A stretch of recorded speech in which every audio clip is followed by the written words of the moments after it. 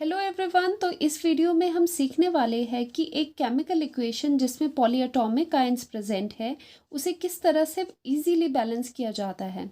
तो सबसे पहले आपको पता होना चाहिए कि पॉलीएटॉमिक आयंस कौन से होते हैं। पॉलीएटॉमिक आयंस जनरली वो आयंस होते हैं जिनमें एक से ज़्यादा मतलब दो या दो से ज़्यादा तरह के डिफरेंट तरह के एलिमेंट्स प्रेजेंट हो। जैसे आयन, जैसे क्लोराइड आयन है वो पॉलीएटॉमिक नहीं है क्योंकि उसमें ओनली क्लोरीन एलिमेंट प्रेजेंट है। लेकिन अगर आप पॉलीएटॉमिक आयंस में like nitrate ion NO3 negative, nitrate ion ले लो या फिर आप ले लो सल्फेट आयन SO4 2 नेगेटिव, ये क्या कहलाते हैं? ये होते हैं पॉलीएटॉमिक आयंस क्योंकि डिफरेंट डिफरेंट एलिमेंट से मिलकर ये बने हैं। ओके, तो इस तरह के एलिमेंट्स अगर इस तरह के आयंस अगर किसी केमिकल रिएक्शन में इन्वॉल्व हो रहे हैं तो उन रिएक्शंस को किस तरह से इजीली कैसे हम बैलेंस कर सकते हैं।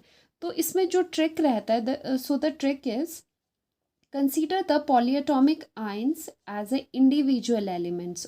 यस, तो आपको इन पॉलीएटॉमिक आयंस को एज ए एलिमेंट देखना है, as a whole element, individual element देखना है। ठीक है, जब आप चार्ट कंप्लीट कर रहे हो तो इसे समझने के लिए एक एग्जाम्पल ले लेते हैं। ये रिएक्शन यहाँ गिवन है, इसे हमें बैलेंस करना है। ओके, तो barium chloride plus Al2SO4 whole thrice. अब आप सबसे पहले बैलेंस करने से पहले आप रिकग्नाइज करोगे कि यहाँ पर पॉलीएटॉमिक आयंस प्रेजेंट है। देखो सल्फेट आयन प्रेजेंट है यहाँ पर। ओके, तो जैसे हम यूजुअल मेथड से करते हैं कि सभी एलिमेंट्स के हम number left hand side and right hand side write down करते हैं। तो यहाँ पर barium, aluminium and sulphate and chloride. देखो सल्फेट को हमने एलिमेंट्स के साथ ही एज ए एलिमेंट पूरा लिखा है, हमने इसे ब्रेक करके नहीं लिखा। ठीक है, तो मेन ट्रिक रहता है कि पॉलीएटॉमिक आयंस को एज अ होल एलिमेंट की तरह ट्रीट करना है, वैसे ही लिखना है, इसे ब्रेक नहीं करना है, इसके एटम्स को ब्रेक करके अलग अलग चार्ट में नहीं लिखना है। ओके, नाउ अगर आप काउंट करोगे, बेरियम यहाँ पर 1 है, एल्यूमिनियम का नंबर 2 है, एंड अगर सल्फेट आयन का देखोगे तो सल्फेट आयन्स कितने हैं? 3, एंड क्लोराइड यहाँ पर है 2। वैसे ही right hand side product side आप देखोगे, बेरियम आयन है 1, एल्यूमिनियम का भी काउंट है 1 और सल्फेट भी 1 ही प्रेजेंट है। एंड जो आपके पास क्लोरीन है, क्लोरीन भी आपके पास 3 प्रेजेंट है। तो ये अनबैलेंस्ड है क्योंकि नंबर ऑफ एटम्स इक्वल नहीं है। लेकिन अगर आपने इसको बैलेंस करना है तो आप क्या करोगे? बैलेंस करने के लिए सबसे पहले एक ट्रिक ये भी रहती है कि आप नॉन मेटल से पहले आप मेटल को प्रेफर करो उसे बैलेंस करने के लिए। ठीक है, तो एल्यूमिनियम यहाँ पर मेटल है जो कि बैलेंस नहीं है, तो हम पहले कोशिश करेंगे कि एल्यूमिनियम यहाँ पर बैलेंस हो जाए। तो एल्यूमिनियम को बैलेंस करने के लिए क्या करोगे? इस साइड पे आपको 2 से मल्टीप्लाई करना होगा।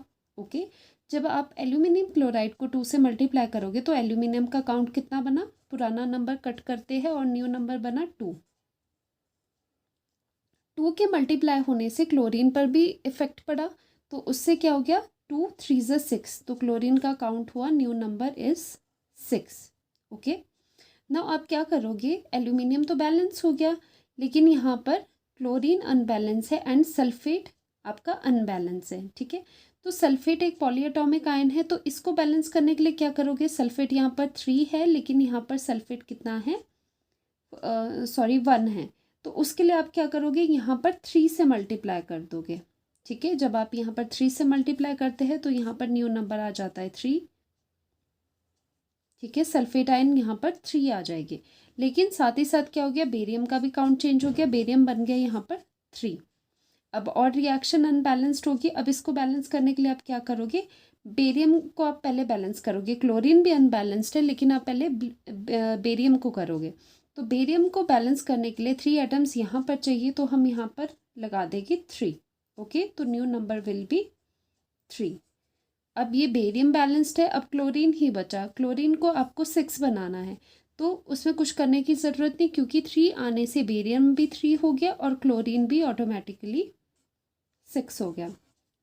अब अगर आप काउंट करोगे, अगर आप कंपेयर करोगे दोनों साइड पे, तो बेरियम अगर आप देखोगे, बेरियम का हो गया 3 और aluminium 2 2 balanced, sulphate ions 3 3 balanced and chloride ion 6 6 balanced.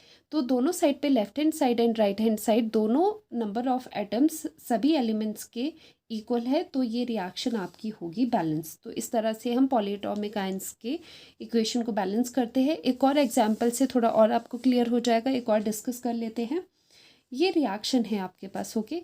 तो हमें सबसे पहले क्या करना होता है, नंबर ऑफ एटम्स लिखते हैं। नाउ अगर आप देखोगे यहाँ पर नाइट्रेट आयंस है, ठीक है। ये आपको थोड़ा रिकग्नाइज करना है कि पॉलीएटॉमिक है या नहीं है। पॉलीएटॉमिक आयन है तो आप इसको वैसे ही as a individual element chart में लिखोगे। इसके ऐसे नहीं करना है कि नाइट्रोजन अलग लिखा है और ऑक्सीजन अलग लिखना है, ठीक है। तो इसके जो नाइट्रेट आयन है इसको ऐसे ही लिखना है। उसके बावजूद जो आपके पास ऑक्सीजन बचते हैं उसको आप अलग से लिख सकते हो, ठीक है।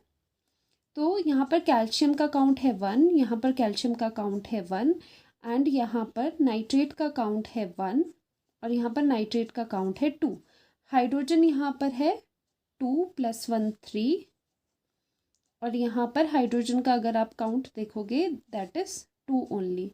एंड रिमेनिंग ऑक्सीजन कितने बच जाते हैं यहाँ पर, तो यहाँ पर 2 ऑक्सीजन है क्योंकि नाइट्रेट के ऑक्सीजन तो नाइट्रेट के साथ ही है। यहाँ पर 2 ऑक्सीजन रह जाते हैं और यहाँ पर कितने ऑक्सीजन हो गए, यहाँ पर रह जाता है 1 ऑक्सीजन, ओके।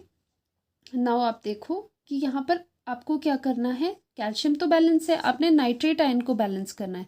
तो नाइट्रेट आयन को कैसे आप बैलेंस करोगे, नाइट्रेट आयन को बैलेंस करने के लिए आप यहाँ पर 2 से मल्टीप्लाई करोगे, ठीक है। जब आप 2 कोफिशिएंट लगा देते हो तो नाइट्रेट के नंबर बन जाते हैं यहाँ पर 2 न्यू नंबर, एंड हाइड्रोजन का भी न्यू नंबर यहाँ पर कितना बन जाता है, 2 यहाँ से आगे 2 यहाँ से आगे, तो यहाँ बन जाता है न्यू नंबर 4, ओके। तो ये अनबैलेंस हो गया। तो इसको बैलेंस करने के लिए आप क्या करोगे, यहाँ पर देखो ये तो बैलेंस है, नाइट्रेट आयन तो बैलेंस है, कैल्शियम भी बैलेंस है, लेकिन ये चीज़ें बैलेंस नहीं है। तो उसके लिए आप क्या करोगे, हाइड्रोजन को बैलेंस करोगे। उसके लिए यहाँ पर 2 से मल्टीप्लाई करोगे तो 2 2 ज़ा 4, so new number will be 4, okay. तो ये बैलेंस हो गया, ये भी बैलेंस हो गया। और ऑक्सीजन कितना हो जाएगा, ऑक्सीजन भी 2 हो जाएगा। तो देखो कैल्शियम 1 1, NO3 सेम है 2 2, और हाइड्रोजन भी सेम, ऑक्सीजन भी सेम। तो इस तरह से ये केमिकल रिएक्शन भी बैलेंस होगी। तो ये मेथड था of balancing the equation containing polyatomic ions. Hopefully आपको ये वीडियो हेल्पफुल लगी हो। अगर आपको ये वीडियो हेल्पफुल लगी हो तो प्लीज़ लाइक एंड सब्सक्राइब कर देना, और इसी तरह की वीडियो के लिए स्टे ट्यून्ड। Thank you.